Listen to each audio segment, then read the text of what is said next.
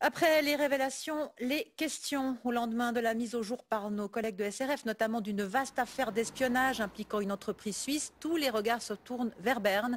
Au cœur des interrogations, une en particulier: que savaient les autorités suisses des activités de l'entreprise suédoise Crypto, qui a intercepté des milliers de documents pour le compte de l'Allemagne et des États-Unis. Et aujourd'hui, David Berger, je cherche mes feuilles, voilà. Aujourd'hui, après les Verts, c'est le PLR qui ce matin à son tour a posé la question de la mise en place d'une commission d'enquête parlementaire.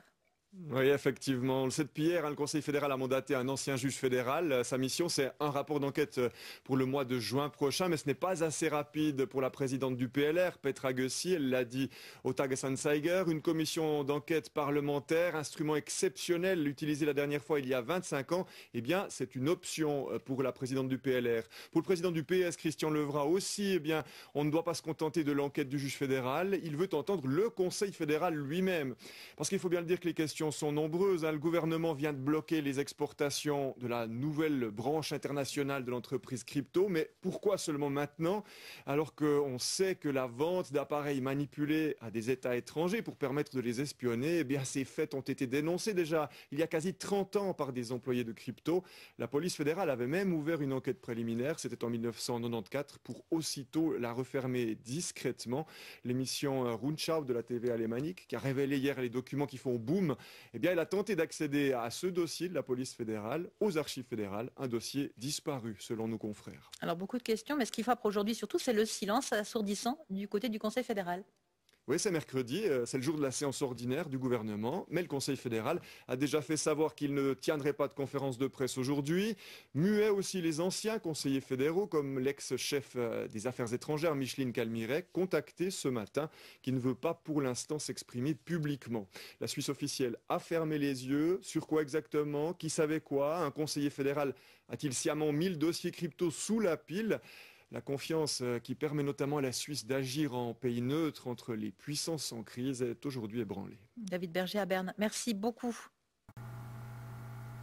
Silence assourdissant aussi de l'UDC, qui est censé défendre la Suisse indépendante et neutre. Étonnant que n'interviennent pas directement tout aussi rapidement, voire plus rapidement que les socialistes et le PLR, qui est le duo qui défend en général les États-Unis et leurs supplétifs. Alors, faudra peut-être rapidement réagir, l'UDC. Ensuite, Calmiret, la nunuche débile. On peut vraiment se poser la question si cette femme n'a pas toujours travaillé pour la CIA.